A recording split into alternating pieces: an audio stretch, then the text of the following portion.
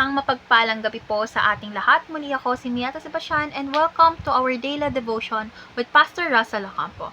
And today, our devotion talks about culture of love, and our scripture is all about Deuteronomy chapter 6 verse 5 to 7. NIV version, love the Lord your God with all your heart and with all your soul and with all your strength. These commandments that I gave you today are to be on your hearts. Impress them on your children. Talk about them when you sit at home and when you walk along the road, when you lie down and when you get up. So, ASND version naman po is, ibigin mo ang Panginoon mong Diyos ng buong puso, buong kaluluwa, at buong lakas. Itanim mo sa inyong puso ang mga utos na ito na ibinibigay ko sa inyo ngayon.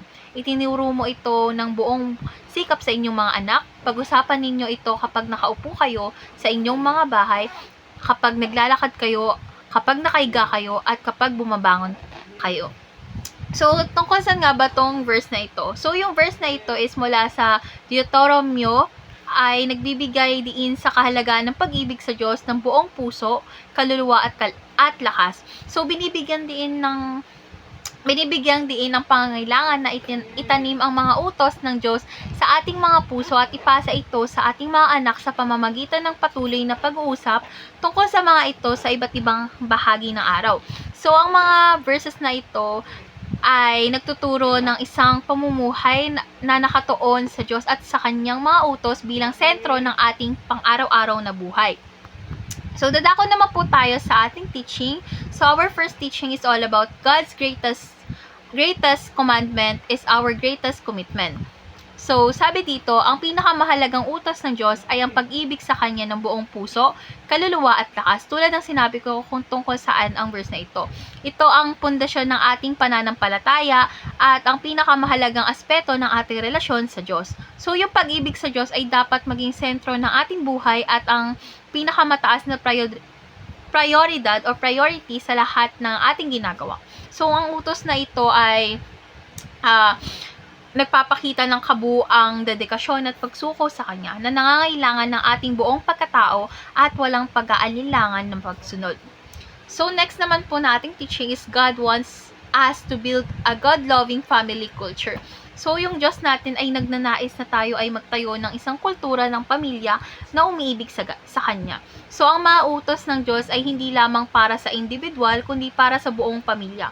Kumbaga, tayo ay hinihingkayat na ituro ang mga ito sa ating mga anak at pag-usapan sa iba't ibang bahagi ng ating araw upang matiyak na ang ating pamilya ay lumalakad sa landas ng Diyos. So, yung pagtatayo ng isang pamilyang umiibig sa Diyos ay isang mahalagang tungkulin na kailangan nating gampanan upang ipasa ang pananampalataya at sa susunod na henerasyon. So, last teaching po is God-loving culture is our best family legacy. So, yung pinakamagandang pamana pala na pwede nating maipasa sa ating mga anak at apo ay isang kultura ng pag-ibig ng Diyos. So, ito ay isang pamilyang nakaangkla sa pagmamahal at pagsunod sa Diyos ay isang pamanang may walang hanggang halaga. So, yung pagtuturo ng mga prinsipyo ng Diyos at pamumuhay ayon sa kanyang kalooban ay nagbibigay ng matibay na pundasyon para sa ating mga anak upang sila ay maging matatag at matagumpay sa kanilang espiritual na paglalakbay. So, dadako naman po tayo sa ating application, and our first application is commit to love God through faithful obedience. So, ang unang hakbang sa pagtaguyod ng isang kultura ng pag-ibig sa Diyos sa ating pamilya ay ating personal na dedikasyon sa pag-ibig sa Diyos sa pamamagitan ng tapat na pagsunod. So, dapat nating ipakita sa ating mga anak at sa ating pamilya ang ating sariling devotion sa Diyos at ang kahalagahan ng pagsunod sa kanyang mga utos. So, ang ating halimbawa ay isang makapangyarihang paraan upang maimpluwensyahan ng ating pamilya na mahalin din ang Diyos ng buong puso. So, next is cultivate a God-loving family culture. So, dapat nating aktibong tingnan ang isang kultura ng pamilya na umiibig sa Diyos sa pamamagitan ng regular na pag-aaral ng Biblia, panalangin, at pagsamba kasama ang ating pamilya. So, yung mga gantong ay mas nakakatulong upang maitanim ang mga prinsipyo ng Diyos sa puso ng ating mga anak at maipasang pananampalataya sa susunod na henerasyon. So, yung paglikha ng kapaligiran ng puno ng pagmamahal, katulad ng pagmamahal ng ating Diyos, ay magpapalakas sa ating pamilya at magbibigay ng direksyon sa kanilang espiritual na buhay.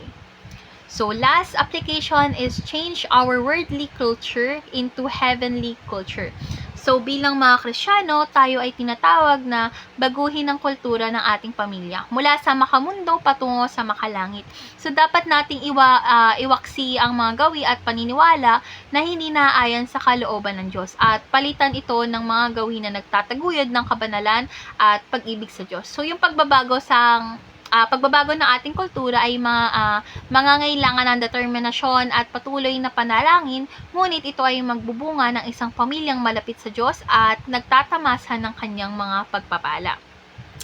So, last part po is our discussion, and our discussion is all about what are the ways we can teach our family to develop a good loving culture. So, para sa akin, ang pagtuturo sa ating pamilya upang magkaroon ng kultura ng pag-ibig sa Diyos ay nangangailangan ng iba't ibang praktikal na hakbang.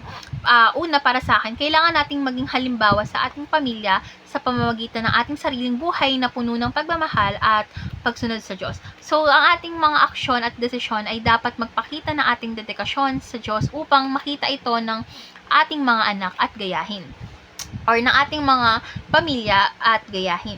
So, pangalawa naman po is dapat tayong maglaan ng oras kasama ang ating pamilya na mag-aral ng Biblia, manalangin bilang isang pamilya. So, yung gantong activity po kasi, katulad ng sinabi ko sa application, is nagbibigay ito ng pagkakataon upang talakayin ng mga prinsipyo ng Diyos at kung paano natin ito ipapamuhay sa ating pang-araw-araw.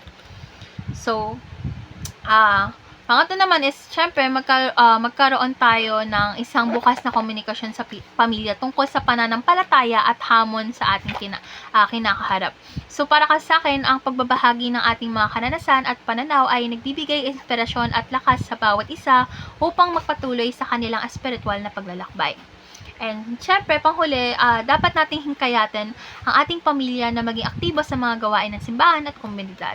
At ang pakikilahok sa mga gawaing simbahan at mga proyektong pangkomunidad ay nagbibigay ng karagdagang pagkakataon upang ipamuhay ang mga aral ng Diyos at palakasin ang ating pananampalataya. So, sa pamamagitan ng pagsama-sama at pagtutulungan, may papakita natin ang tunay na kahulugan ng pag-ibig sa Diyos at pagmamahal sa Kanya.